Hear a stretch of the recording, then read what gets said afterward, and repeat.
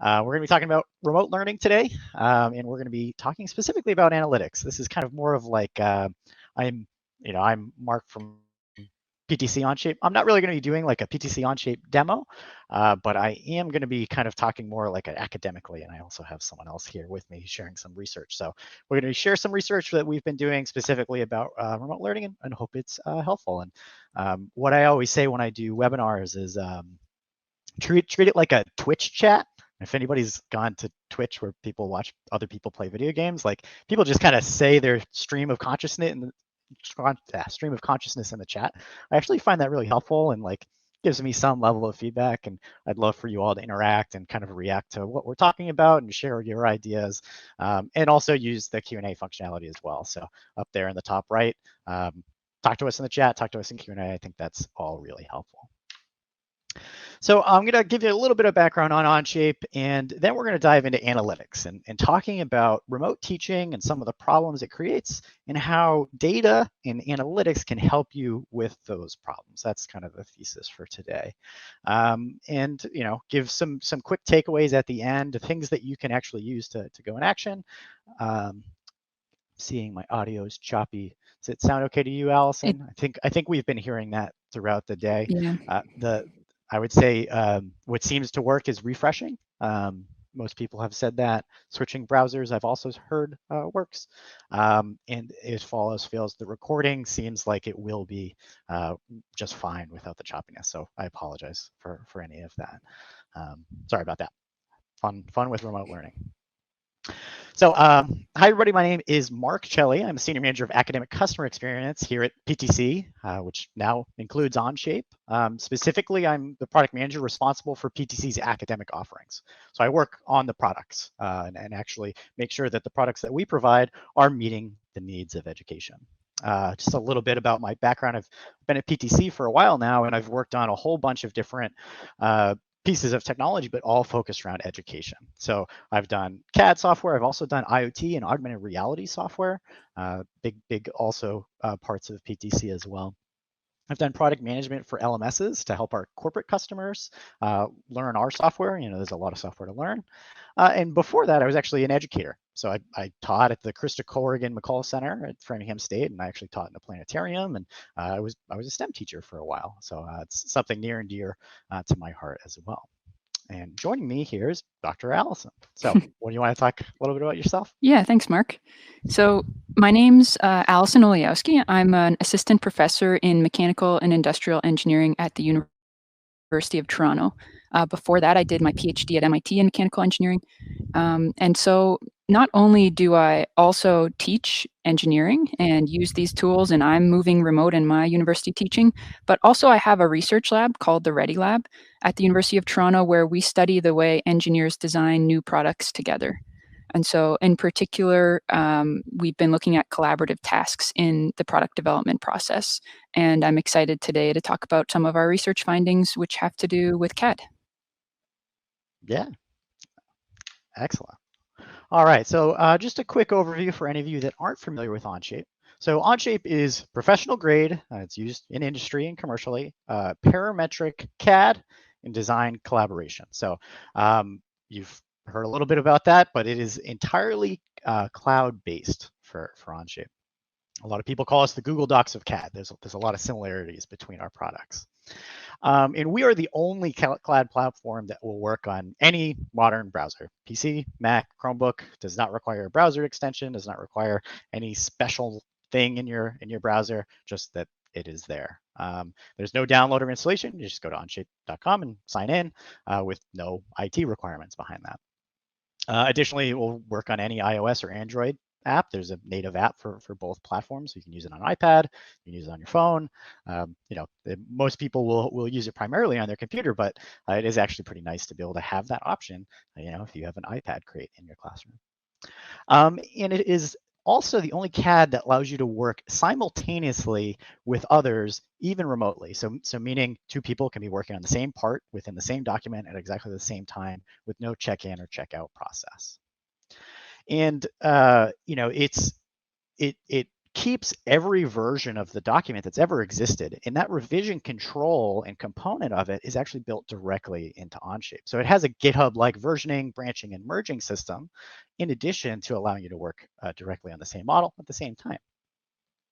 And Onshape doesn't crash or lose data. Every time you click the mouse, that is saved. It's permanently there, and it's in the history. So even if your whole computer turned off at that moment, it would still be there because it's all in the cloud all the time. And it's not just cloud storage, but it is cloud compute. Everything is in the cloud. And it's heavily used, even in industry, especially in times like this. There has been a huge move towards more cloud and SaaS software, of which Onshape has obviously been an important part of it. And really, to talk about how Onshape is different is that it was built to combine traditional CAD computing, but to move it into the modern era. So if you know anything about the history of Onshape, it was founded by John Hirschtick and a lot of his other colleagues. Now, John Hirschtick is famous from back in the early 1990s. He created SolidWorks. He basically saw this wave of Windows computing and said, I actually want to build some software that takes advantages of the advantages of Windows. Back in the early 2010s, John Hirschtick and a lot of the other founders left SolidWorks, and they created another company called Onshape, but this time taking advantage of the cloud. So it was built in the cloud from the start. It's not legacy software being migrated, and it works exactly like you would expect it to, just like Google Docs or Slack. It is online all the time. It takes advantage of those modern computing paradigms. Now, a lot of you probably have also heard that Onshape was acquired by PTC. So PTC acquired that acquisition back in November 2019. And really, in a lot of ways, it was more like Onshape acquired PTC. And a lot of people were worried, is Onshape going to go away? The question is unequivocally, no, it will not go away. It's not going to suddenly turn from being free to education to being paid. That is not the objective. And really, Onshape inherited something important for education, which is PTC's academic program. I am a member of the academic program. I work in K-12 and university all day, and we are now almost exclusively focused on Onshape. We still support PTC's other products as well, but there is a much larger team working on Onshape in education these days, and it's only going to get better as a result. So it really is good news for Onshape, and I hope that you authentically believe that as you work with us into the future. So. And now a little bit more topical on what we're about to talk about, data and analytics. So there is a version of the product called Education Enterprise. It was just released, and it gives educators access to a lot of data about the students and what they're doing, what is happening within the platform.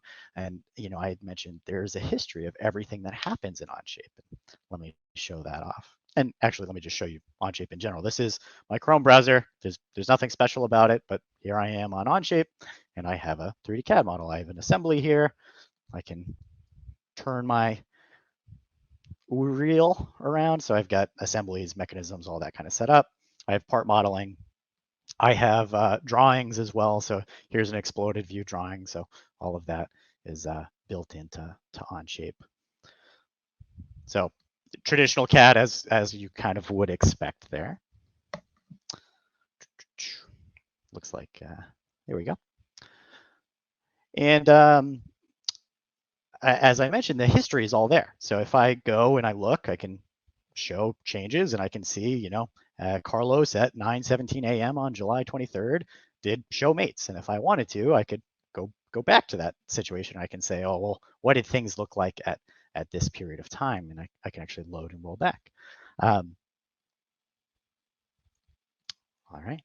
And there's versions, there's branches, all of that's available. Now, one of the features of the Education Enterprise, and we'll talk a little bit more about that later, is we're providing tools to educators to actually utilize that information to find out a little bit more about how their students are using the platform.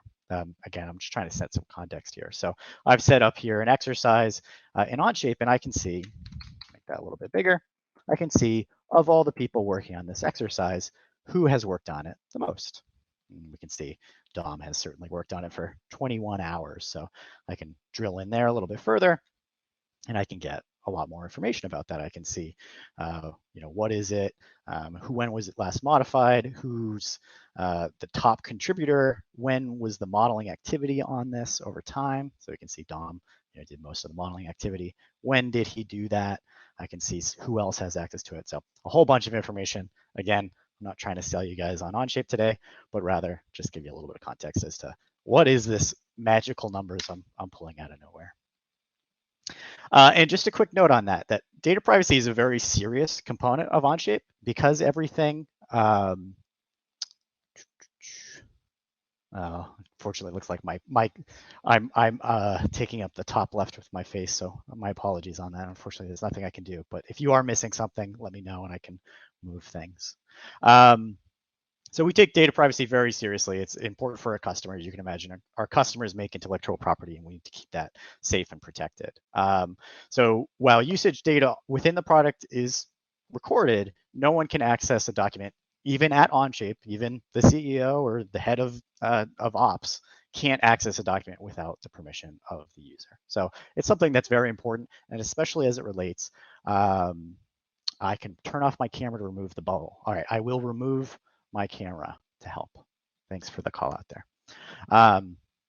So it's something we take very seriously, and especially as it relates to students and increased levels of privacy and regulation around that, we take that all very seriously, and it's an important part of what we do at Onshape. So just to call out there that while I'm showing this data, everything will be anonymized. I'm not divulging personal information, and it's something that we take into account as we do this kind of research. All right, so let's talk a little bit about remote learning. So here's a picture of students in a classroom, unfortunately something that maybe many of us haven't seen in a while, but just what I'd like you all to do is try and understand what is the data you get from this. Like if you were to read the classroom, what is everybody telling you right now as an instructor up at the front?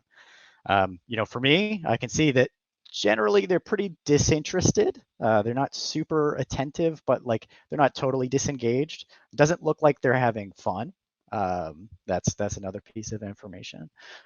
It also kind of, if you look deeper, it's pretty obvious that these students are probably put into random groups. Like they all have this kind of body posture that's kind of inward, and they're kind of protecting their bubble. My point here is that there is a ton of information in this image right here. Now, this isn't people learning CAD, but you can imagine you do a quick glance around the room of students using CAD, and you can get a pretty good idea of who's struggling, who's not doing the assignment at all, what's happening in my class. And that's a pretty critical component. As teachers, we very much rely on this fact that we are getting feedback from the students so that we can adapt our instruction to be responsive. If I explain something, I just explained a little bit about Onshape and analytics. I don't know if you guys understood that. I didn't see anybody's face. I'm looking at the chat. I didn't see anything about that, but it's something that I didn't get feedback on. So I did not adjust my instruction to maybe answer it if you didn't know it was true. So that's a problem, right? And for understanding a concept, that's really important. But are your students excited, right? How was the last homework assignment you did? Did students come in and complain, right? Who's distracted and not actually looking and might need some follow-on later? All of that is really important data, if you will, that has kind of been taken away, right? You don't get that anymore. And it's something that we'll have to deal with and try to learn to supplement. Now, Onshape is not automatically going to fix every one of those problems. I certainly wish it did, but that is a very big problem for people to understand. So how do you supplement that? How do you get that data back? Now, a little story here. I used to teach in a planetarium. I mentioned that earlier. I used to teach in the dark. The planetarium's dark. I usually can't see too much of the students. I also usually sit in the back. So I get very little direct visual exposure to the students. But even just being in the same room with them, I actually knew a lot about how they were reacting to what I was doing. Sometimes it was in the form of oohs and ahs as I changed something on screen. And sometimes it was more subtle than that. Sometimes it was a lack of questions that were happening. It was still very impactful. I would much rather teach entirely in the dark than I would remotely, just because of that level of feedback. So it goes to show, we're even worse than in the dark when it comes to teaching. So let's talk about the solution. So if students aren't, or if teachers aren't receiving enough data on students via remote learning, how do we fix that? So, well, the solution is we have to supplement that data from the physical world with the digital data. Actually, Microsoft talked a little bit about this morning in the keynote. So what we're postulating here is that data analysis as a part of your teaching practice can actually be really important. And I think as we look forward in time, more and more, the systems that you use to teach and do instruction will provide you data points that you can use, but it's still largely up to you to interpret those and to establish something. So to go into an actual data analysis process, this is actually something that I do every day. There's more than 500,000 people that are in education using Onshape today, which means that I need to understand how those people are doing and to help them where they need help. So that I can't talk to all 500,000 to 1 million people. I need to establish a goal. Like I want people to be successful with the first 2 hours of Onshape. And then to evaluate that goal, you identify KPIs, or what's known as a key performance indicators, that will indicate the success of the goal. So basically, what is the metric that is indicative of success? If the goal is be successful the first 2 hours, the KPI on that would be you have created one document with 10 parts in your first 2 hours or something like that. Then the next step is to actually collect data on that, run your experiment, run the exercise or lesson, and then to continuously look at that data and evaluate, is my educational goal being met? And then finally, to adjust your instruction based on outcomes. Very, very similar to the more fluid and natural process that happens in person, but with a little bit more of a prescriptive approach to it. Now, the data analysis process is nothing new. I just pulled here the ABET accreditation process. I'm sure a lot of you might be familiar if you're in higher education. But so it's something that's established and it's out there, and you probably do it without defining a nice framework to it or any kind of process. But I think what I'm saying here in this session is that remote learning does necessitate a more deliberate and frequent approach to this process. And really, it goes a little bit further than CAD concepts. I think we all know that you can do a test or some kind of evaluation. I think we, as CAD teachers, oftentimes know how to evaluate CAD concepts, or something like design ability. That's something that we kind of look at those in terms of outcomes in a student's progression towards those outcomes. What about things like collaboration? Students working together. It's still something we want to teach, even if they're remote. So how do we evaluate that, see if that's happening? Work equity, when students go off and you never see them working together, how do you know what student contributed more to the project? Creative thinking and iteration, and actually thinking through hard problems. How do you see that? How do you look at student engagement? Is the student actually interested in doing the work when you assign it to be done? Professional readiness, right? I think that's a big one, is how do you know when a student has reached that level of experience that they are professionally ready? And fun. How do you know if a student's having fun if you don't see them? If you're like me, I don't know if you guys are having fun right now. Certainly hope you are.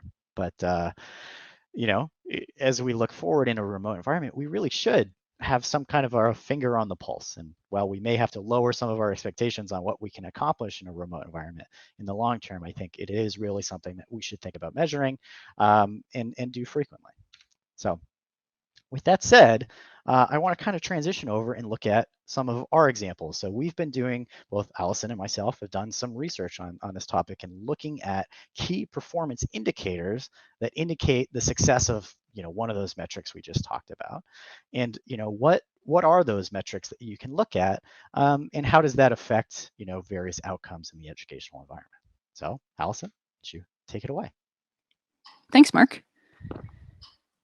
Great. So I'll just give you a little bit of context for the reason why we ended up using Onshape in my research group.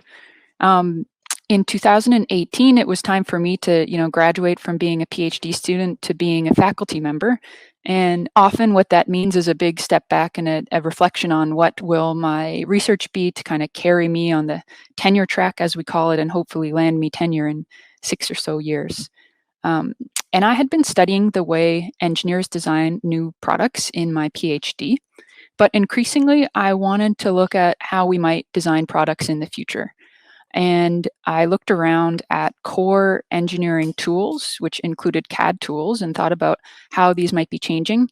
And I really reflected on the fact that engineering is moving, even prior to COVID-19 distancing requirements. I thought that engineering was moving to more distributed teams and to more collaboration.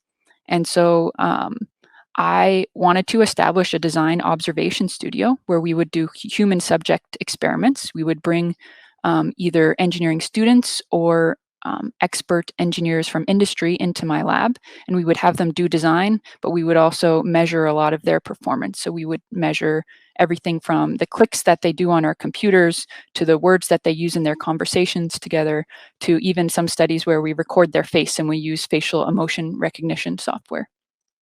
And so we thought that using Onshape was not only useful from a practical purpose, because like would be true if you use Onshape, you really just load it in the browser and it's easy to set up. But we also knew that there was this analytics back end, which could be really useful to us, since like Mark said, you get every click, you can roll back to every version. And so we decided that we would use Onshape for our studies, and I'm just going to walk you through some of the studies that we've done so far. So one way in which my research program is moving is sort of looking for inspiration from the world of software engineering and software design, and seeing how it can be applied to CAD. So a really popular tool, not only used for learning to code, but also actually by practicing engineering software developers, is called pair programming. And there's sort of two modes of pair programming. The more traditional one is to literally sit two people down in front of the same computer with just one mouse and one keyboard and one monitor, and they work on coding up a solution together. And so you actually sort of take two roles. One person is called the driver, another person is called the navigator. And you can actually take turns in these two roles. But in effect, what this means is that you not only have the person sort of getting into the nitty gritty of making sure you have punctuation correct and you haven't missed any tabs if you're coding, but you also have the navigator who gets to step back and take a bigger picture look at what's going on and sort of think ahead. You also just have someone to talk to. I think coding like CAD can be a quite solitary experience, and you sort of only have your style and approach for CAD, and somebody else's might be quite different. And together you might be able to come up with a new creative, efficient approach to CAD. So we tried to replicate this in our research design studio. We actually gave sort of two different versions of pair CAD. Again, we didn't know that a global pandemic would drive everybody to work from home, but it's quite interesting that it has, because we had pair programming where two people could work in CAD using Onshape in parallel. So in other words, they were both working on the same model, but they were looking at their own screen. They had full control over their own screen. They could be editing different sketches, different parts, or sorry, not different parts, different features at the same time, and it would show up in real time on their CAD model, really like Google Docs if you have two people typing at the same time. On the other hand, we also had paired teams together where they were full screen sharing. So what you see is what I see. And this is, we did it remotely. So the people weren't actually sitting side by side, but this is the same sort of setup as a traditional pair programming setup, where only one person could be in control at a time.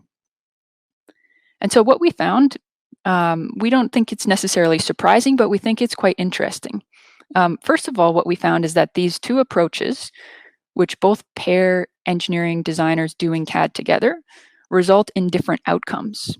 So for engineers in industry, some of the key KPIs, like Mark talked about, are quality, cost, and time.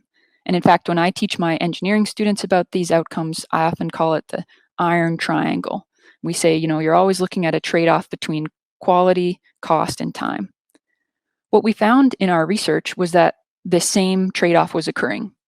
So when you had two people working together on CAD, but using the same screen and only having one person in control at a time, we saw higher quality models. And how we've tried to explain that is by saying, 4 eyes are better than 2. You have a second person there who can look for issues in your modeling. They can kind of slow you down. They can talk through problems with you. And so screen sharing led to higher quality models versus this Google Docs type parallelization led to quicker modeling. And so it's quite interesting to us as researchers to see that not only does the tool have an effect on the way you CAD, but of course also the way in which you organize your people has an effect on CAD. So we're just quite intrigued by this idea of pairs, and we're going to go forward with more research that looks at the ways that pair programming for learning CAD can affect the learning process. But I'll talk about some more research actually on the next slide, Mark. So here we did a comparison of individuals doing CAD either by themselves in a more traditional way or again paired using Onshape. And instead of looking at the KPIs of quality, cost, and time, this time we actually used facial emotion recognition software. So while our participants were using CAD, we asked their permission and we recorded their faces. Then we were able to put those face recordings through a commercially available facial emotion recognition algorithm, and it told us when our participants were happy, sad, frustrated, angry, for example. And these were important KPIs for us because other researchers in psychology have found that emotion is quite important to the design process. Higher levels of emotion, both positive and negative, lead to higher levels of engagement. It turns out actually that positive emotions give you this sort of freeness of mind that can lead to creative thinking. And actually, believe it or not, negative emotions aren't always such a bad thing. Negative emotions can lead to the problem-solving parts of your brain to kick in and really help you get over an obstacle. And so here, what we found once we brought in a number of designers into our studio and we recorded their work, we found that those individuals who worked by themselves showed a lower level of emotion than those who worked in pairs, even though, keep in mind, the pairs couldn't see each other. They were only communicating via a chat window. And so they didn't actually get the human-based feedback that we're used to and sort of the reason why we actually emote with our faces. Just knowing that someone was on the other side of the computer, like someone's on the other side of your Google Docs, someone's on the other side of your Onshape studio, led to higher levels of emotion, as well as the human changes that they were making in the part file. Sometimes, of course, leading to awe. Someone else has done something important and helpful in the model. But granted, also sometimes somebody making a change that is frustrating in your model. Luckily, you can work together to iterate and improve as a pair and get over those roadblocks. Can you switch to the next slide, Mark? So like I said, we're moving increasingly towards studying the way engineers learn CAD. And we've been partnering up with a team from Tufts at their Center for Engineering Education and Outreach. And we did a little experiment in that center's internal engineering team. At the start of the summer, that group was welcoming about 30 undergraduate students to be summer research interns. That's quite a huge lab of summer research interns. But we thought it would be great to turn that gathering of people into a mini experiment. So what we decided to do with Tufts was to host a 2-hour design a playground activity where all of their engineering students would come together virtually over Zoom, because this is this summer when we've already had COVID-19 physical distancing requirements. And we decided that we would pair these students up and see how they work together on a model to design a playground in Onshape. What we did before the experiment was we asked students to self-assess whether they were a true novice, had they ever used CAD before, had they ever used Onshape before, to whether they were an expert. And some of the students were what we considered to be experts because they'd used Onshape on extracurricular teams, for example, or some other experience in a classroom or something. Then not only did we pair students up to work on the same file together, We also assigned students together in discussion group breakout rooms if you've used Zoom. So you can imagine, and for some of our students, there would be 4 students in a Zoom discussion group, but that involved 2 pairs working together, if that makes sense. So we thought the pairs could learn from each other, but also the 2 teams kind of partnered together could learn from each other. Can you go to the next slide, Mark? So it turns out actually that Tufts has created a lot of online resources for learning Onshape, including a number of challenges like this Design a Playground one that we used in our study. And so you can use it too. If you go to their Google site here, the URL is here, and maybe after I can also drop it in the chat. You'll see that they have great, GIFs, annotated instructions, and little design activities as well. So we used their own in-house training material, which was great. Okay, can you go to the next slide, Mark? Yeah, like I mentioned, we were excited to use the Onshape analytics, but we also thought there were some extra questions that we wanted to ask. So we used a simple Google Doc or a Google survey to ask a pre and post survey of our students with questions like, I enjoyed my experience today, or I learned from my teammate, or a question regarding my and my partner's contribution to our playground, I contributed much less or I contributed much more. We were curious what the students would say so that we could look for patterns in the analytics when we later got them. Could you go to the next slide, Mark? Thank you. So here's just a little bit of the findings that we've looked at so far. And this is really hot off the press. We hope to continue to study this data. But some interesting things. So for example, this is the summary statistics for 2 of our teams, Team L, which was 2 experts paired together, and Team D, which was 2 novices. And already we saw some interesting patterns. So in Onshape, you can be working on an individual part in a part studio, or you can be working in the assembly, which was essentially the playground that these students were putting together. So you can imagine a part is the slide, the assembly is the playground.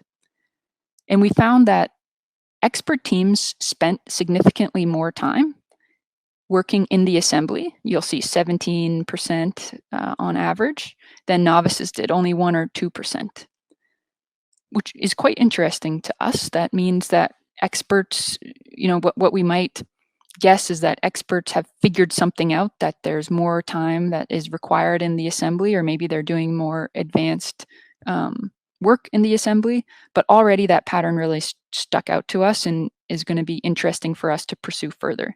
Maybe that means we need to encourage novices to spend more time in assembly.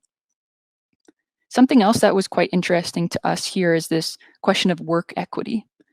So you can see the total actions column is a comparison of using Onshape analytics, literally the number of actions, the number of clicks that were done by each partner in our exercise.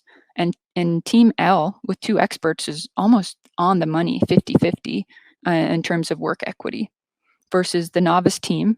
Oh, actually, both of these teams are quite on the money, 50-50, 52% and 47%. What we found interesting was to then compare that to that question that we asked in our survey at the end, which is, on a scale of 1 to 5, did you contribute more or did your partner contribute more? And so in these cases, pretty darn close to 50-50. We would have expected everyone to say 3, which is the center of that 1 to 5 scale. We see one expert one who claims 4, which I have bad short-term memory. Let's see, I think that's my partner did more than me. So maybe this is the humble person. But overall, we're seeing some interesting patterns of experts being able to better self-assess this self-reported team contribution than novices, which is, I think, quite interesting and hopefully future work here for us. So already the Onshape analytics are helping us to inspire more questions for what we might ask as researchers, and helping us to better understand the way that novices become experts. If you go to the next slide, Mark. Also remember that we put these teams in Zoom pairings. And so we actually also asked these students to record their Zoom conversations, and then we transcribed those recordings. We thought it was interesting, for example, just to see a straight up measure of contribution to conversation. So here's that team of 2 experts and 2 novices. The experts are working together, the novices are working together, but they're all in the same Zoom conversation. And you can see that the experts do dominate that conversation. Maybe because they have more confidence, maybe because they know that it's important when you're working with a partner that you need to vocalize and check in as you're designing. But that's something that certainly caught our eye and made us think about interventions that we might be able to use to make sure that novices are speaking up. And we're going to continue to look into these transcriptions and see when novices do speak, are they asking questions or what are they saying? Are they really learning from this pairing with other experts? We think they likely are. So we're looking into the mechanism for that. So this was really just a simple exercise, sort of like a welcome to the lab exercise. But with Onshape Analytics, we were able to capture this data and really take a close look at what is happening, which is really a dream for a researcher. And so I'm looking forward to continuing to look at data from students as well as from industry partners on patterns of CAD performance, and hopefully we'll be able to generate best practice in how to better learn CAD and how to also better organize CAD in your industry organization. Back to you, Mark. Thanks, Allison. You can hear me again? Yes. Excellent. All right. So that was excellent. Thank you so much for sharing. And I think it's so interesting to kind of get the academic approach to researching all of that. I think when I look at what you've done, specifically using some of the features of Onshape, I think that's excellent. I'm so glad that we can enable you in those kinds of things. And I think we're starting to see that future where hopefully one day as a teacher you come equipped with all of the data you need to make all of the important decisions that you have to make on a day-to-day basis, and that it's easy and simple for you to gather things like who participates in the conversation the most, because I know I would find that very interesting for any of the classes I might have taught. So the next thing I'm going to talk about here is a competition that we did and some research that we've done on the PTC side. A competition specifically called Robots to the Rescue, done for FIRST Robotics. So if you're not familiar with FIRST Robotics, it's a competition, tons of students every year that build a robot and compete in a competition. And it's kind of like almost like high school football, but for students to build a robot. And it's really amazing. We've been a supporter of it over at PTC for a very long time. And unfortunately, the 2020 season was canceled very soon after it actually got started due to COVID-19. So that was, very unfortunate. So we thought, how can we do to help this? So we actually jumped in and we created a CAD design competition specifically for students of FIRST to give at least part of the experience that they might have gotten in FIRST. So we set up this competition. There was a design competition within CAD. I hope, well, seems like somebody was a part of it. Glad to see some of the people who participated. And just have students identify a current world problem. A lot of them chose COVID-19, and then have them submit a robot that can solve that problem. And a lot of teams actually chose to work together in alliances, so multiple robots that solved the same problem. And the scoring was built off of a rubric that was provided to the students ahead of time. This is that rubric, so it's based off things like from feasibility, the actual solving of the problem, the completeness and complexity of the design that they did in Onshape, and their definition of that problem, and also following things like the first rule. So we provide this very clear and numeric rubric for them to go off of. And I'll provide this to you. I actually, this competition was very successful. We had a lot of fun with it, and all of these things worked very well. So we're definitely happy to provide some of that information. And here's an example of one of the robots that was built. So this was, this robot came in number 14. We received over 160 submissions, and this robot was excellently designed. We showed this to a lot of the executives within Onshape, and this was built way better than a lot of our commercial customers build robots. So it was excellently designed, and this specifically was a robot that picked up trash, and it actually talked about how it could get into the cracks of sidewalks to pick up cigarette butts. So really cool design, really cool problem. They provided a lot of information on why that was an important problem to solve. And they did an excellent job. And we had lots of teams that did that. In fact, we had over 151 robot submissions, some of them from FRC, some of them from FTC teams, of the 460 people that registered, and over 1,000 people competing, and they spent over 6,000 hours actually working in Onshape on this project, which is a total of 258 days over what was a 6-week period. So tons of people using Onshape for that period of time. And we were so excited that we could provide that opportunity. And as Onshape is structured as it is, we get a lot of data out of that data set. That was actually, I look at that as like the prime data set of how students use CAD, and a lot of them were first-time users too. So there's almost 2,500 documents involved, 70,000 parts that were being referenced. People were making parts and then sharing them publicly with others, and so they were doing linked documents to each other. Lots of really advanced things that happened, and it was all made possible because of how Onshape is structured. So that was really amazing. So you look at this, you look at all the data that's generated from this, and you look at this very objective rubric. There's scores. Each of these submissions, each of these 151 received a score.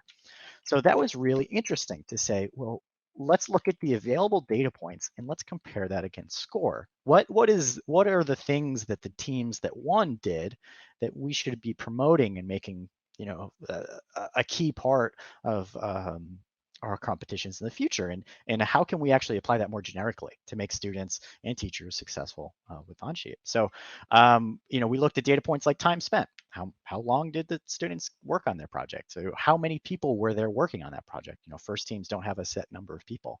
How many times was there real-time collaboration? Alison talked a lot about having 2 people work at the same time. How many times did that happen for these? Is that a major connector? What types of features were used, right? Were they advanced features or were they very simple features? How many total iterations, like total number of events?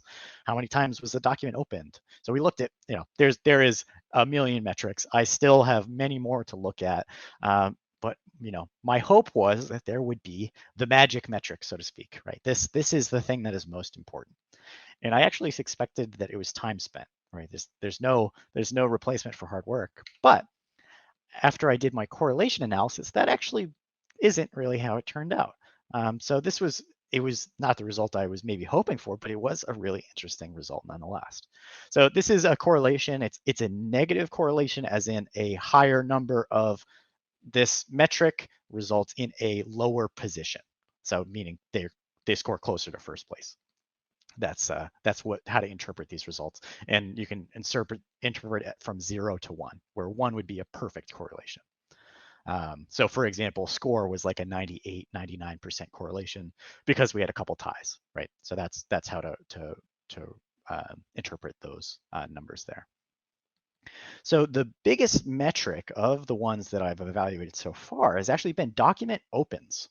So document opens, the higher that number is, the more that correlates to a lower position, which was really interesting. Followed immediately behind that is incidents of collaboration, so people working together. The total number of documents that were created, elements that were created within a document. So you can interpret that as like additional parts or additional assemblies. So it's almost like how many things are within their document. That's also an indicator of success.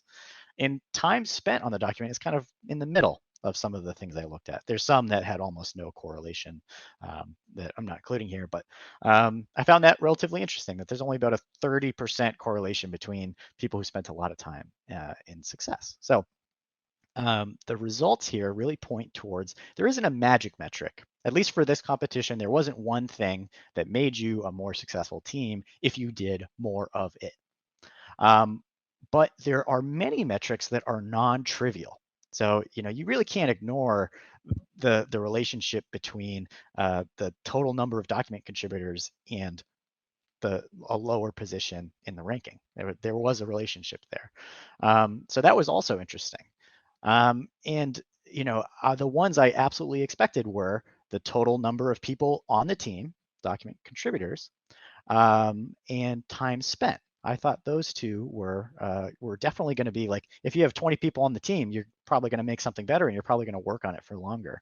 And while there was a relationship between document contributors and time spent, there wasn't necessarily the same level of relationship with the position. So kind of interesting, interesting results. And here's some of the data in scatter plot form. So you can see here that just that relationship is not a perfect one. There's a scatter plot of specifically document opens. That one was the top, and I did not know what to make of that. So I did do some further research, and I'll talk about that in a second. But that was the biggest indicator of success. And you can see, especially the teams that fell in the top 10 had pretty high numbers of document events opens. And then collaboration incidents. That's, again, you can see especially in this front group here, the top 20. The top 20 were all very good projects, and you can see there's a very high number of incidents among them. Again, kind of skewing that, but as you go down the grid, a little bit more normalized. So not the magic correlation. And here's time spent, even more kind of up in the air. You have teams that were spending, this is time in hours. So you have teams that spent 250 hours, or in this case, 375 hours, that scored relatively low in the competition. I don't quite know what to make of that. Obviously, that's something that I obviously want to look into. If a team spends a lot of time in Onshape, I want them to be successful. So what are the things that we could have done to supplement that, but to make that a little bit better? On the other hand, you also have some teams that are scoring very well with low periods of time. So how can we also promote what they did? Because they got to a good, successful point in a shorter period of time. And that may just be something like experience. And here is a graph that shows definitive proof that students procrastinate. I know it's breaking new research, but this is the duration of the competition and then total amount of time spent during it. And you can see very clearly that on the last day of usage represented almost 1/6 of all usage during the competition. And to go back to what I said about document opens, like, why was that the most important? When I looked at that a little bit more, it's more consistent work. It's like the slow and steady. They were more methodical in their approach. They thought about the problem for longer. They got it started earlier, and they just kept opening the document as they went along. And I think if I was to even refine that metric a little bit further and maybe make it more along the lines of that, of more consistent work over longer periods of time, I think that might actually have a higher correlation to success. So an area that I'll continue to look into. But that was really interesting to see, that make it so that teams continue to check in. That is the most important part for success in this kind of a competition. So that was really interesting data. It's some of it was obvious, some of it was very interesting to me. I think one thing, just to back up, that had absolutely no correlation was maximum collaborators. So the maximum number of people working on a document at the same time did not really have an indicator of success, right? If you had 20 people working on the document at the same time, it did not necessarily mean that you were closer to a higher ranking. I actually contribute that again to procrastination. If everybody waited until the last second, you're going to have like 10, 15 people in there on the last day working all together trying to get it done.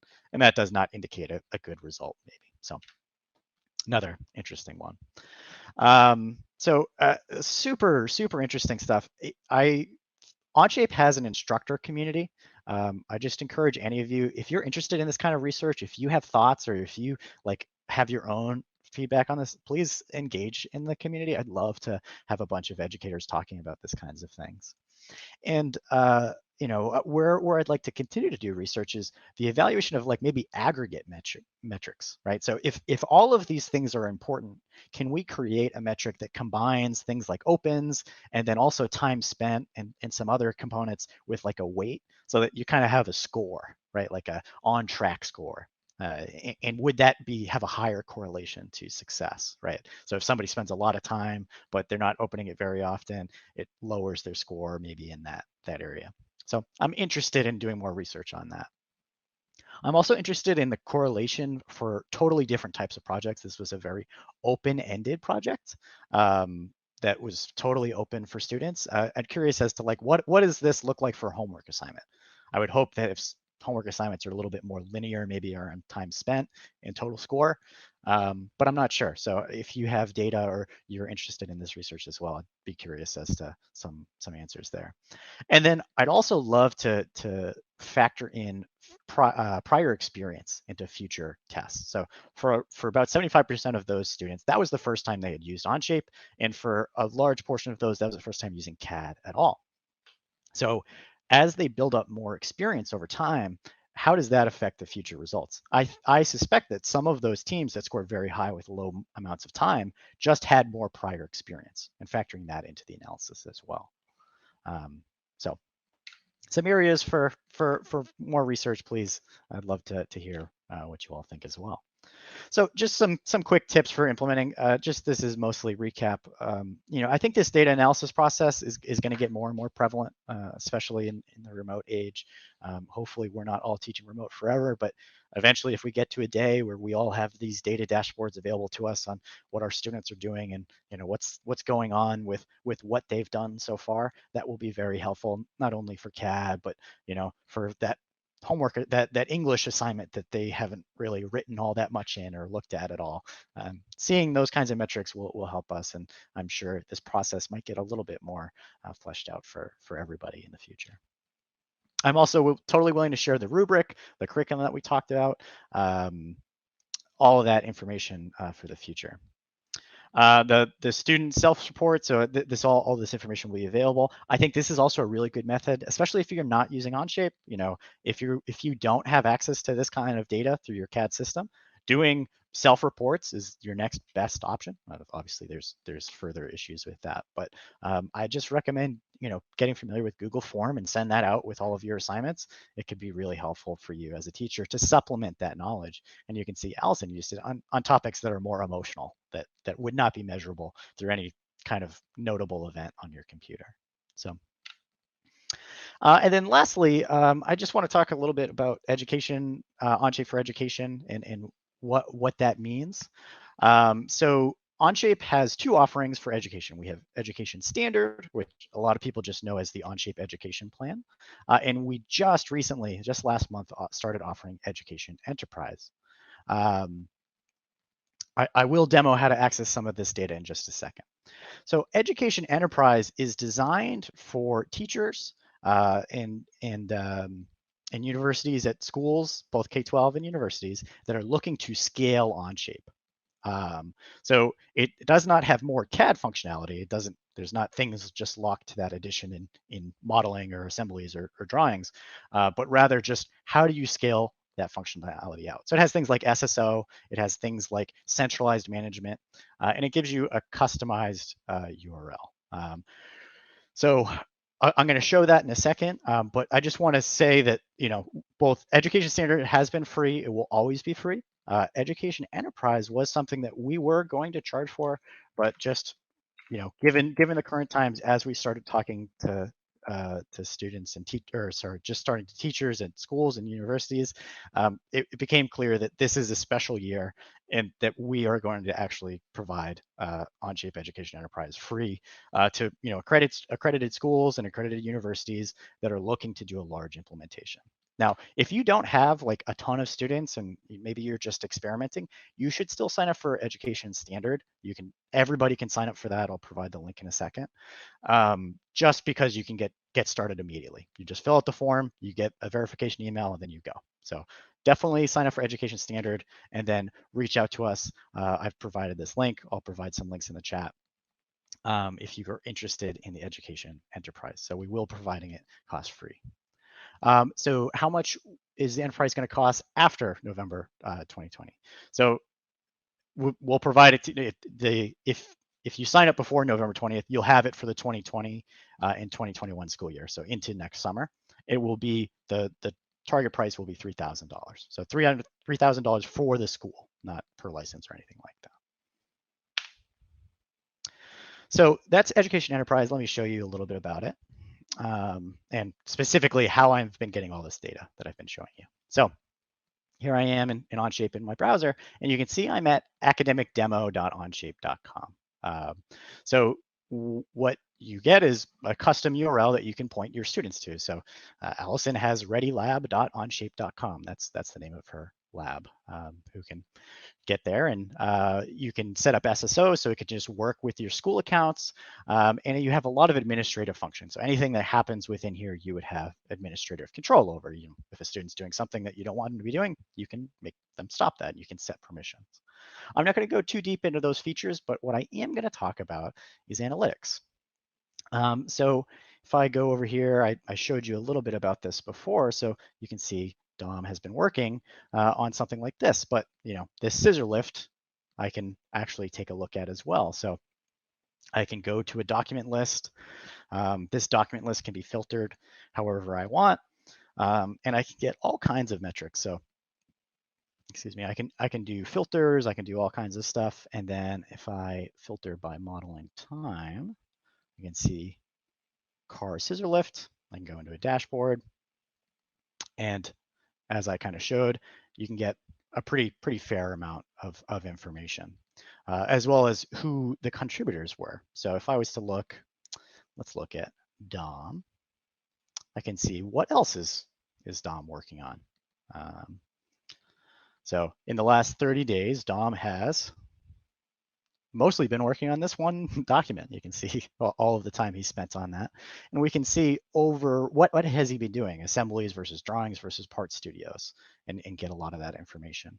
And actually, where has he been? He lives in Brookline, Massachusetts, but he recently visited his parents in Mission, Kansas. You can see he mostly uses his Windows 10 computer, but he also has logged in with his iPad. We can see the days he was working on. And again, this data can only be available to for usage that happens within your enterprise, and for students that, and for users that have access to this analytics. Again, data privacy is important to us. And I can actually look, so let's say I wanted to audit this document, right? Like, let's say I wanted to see everything. In that case, I can actually do an audit trail. And this is where a lot of that data that I was looking at came from. So basically, I filtered and I got all of the data from everybody's parts that had happened, and I looked at what are all of the descriptions, and I started doing filtering and heuristics from there. So I used this to do a lot of the research that I'm doing, and I have kind of an administrative view of this, which lets me see a little bit more.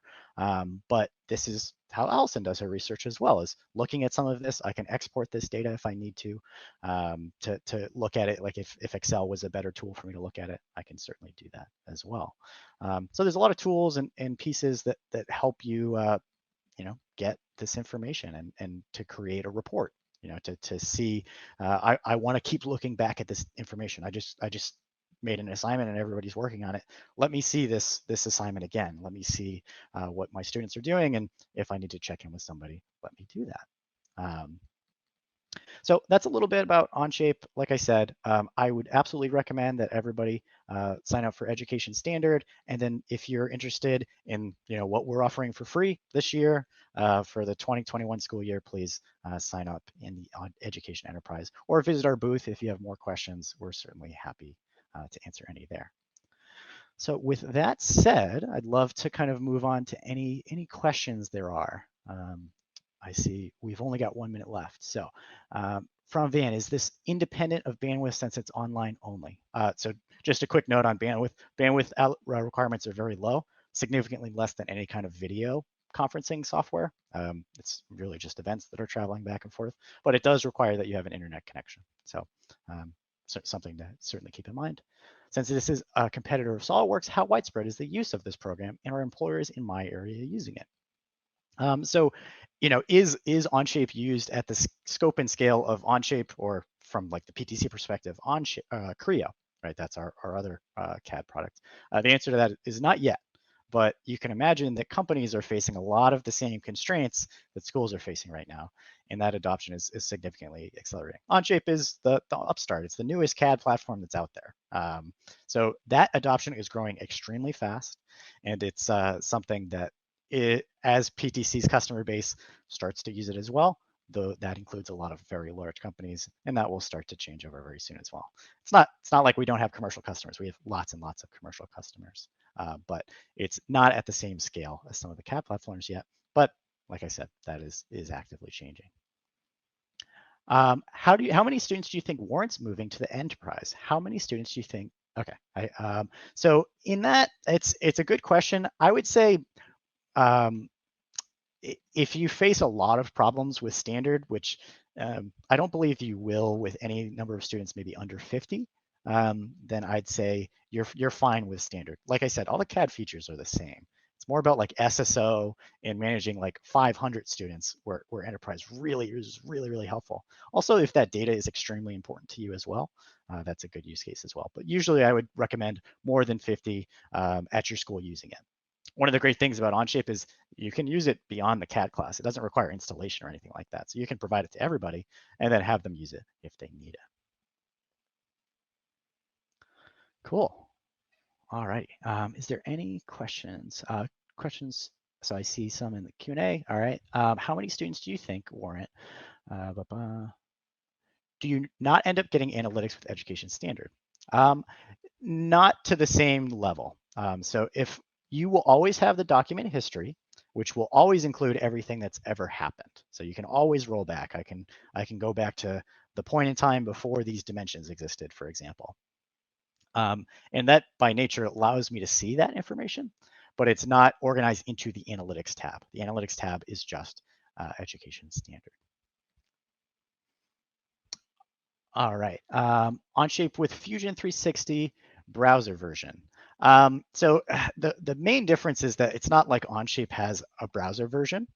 It is the browser version. There's no like light version of it that runs in a browser. It's always been designed to work that way. That's the big benefit of Onshape, is it's like an architectural difference that enables Onshape to do the things it does. The biggest thing I always say is it's the collaboration. You can get two people to work on the same document at the same time with no interferences, no locking, no issues whatsoever. You can have like a logical issue where somebody deletes a part that the other person's working on, but that's made obvious to the users of the platform at that time. So that's huge. And I think that history, I think the way that Onshape handles versions and branching and merging is a lot. I mean, I obviously think Onshape's better than Fusion just in general, but I think that is a very nice system that a lot of people really like. And I also think that public documents is really huge in Onshape. So there's a lot of documents that are out there in the community. And if you do first, you know that every part that any first team's ever wanted has been modeled already, and you just have to use it. And it's not even like you make a copy of it, you just directly include it. In Robots to the Rescue, that was another thing we analyzed, was what are the most common parts that are used between different assemblies that were submitted. And we got a lot of information. So I'd say that public library is another big part of Onshape that really helps, in the way that document linking can be set up. And you can see all the different robots that were submitted, and they're all public. And if you wanted to use one of these robots, you could just reference one of them. Okay, I'm sorry, I'm over time here, but definitely feel free to visit us in the exhibitor booth. We have a section there, so if you wanted to pop in there and ask us some additional questions on Onshape, we're happy to do that. Or if you want to reach out to us about some of the research that Alison or I have been doing, we'd be happy to chat about that as well. But thank you so much, Alison, for your part in this. I love your research, and I'm sure we'll continue working together on stuff in the future. And for sure. Thank you to everybody for attending our session, and I hope you all have a great day. Thanks. Yep. Thanks, everybody.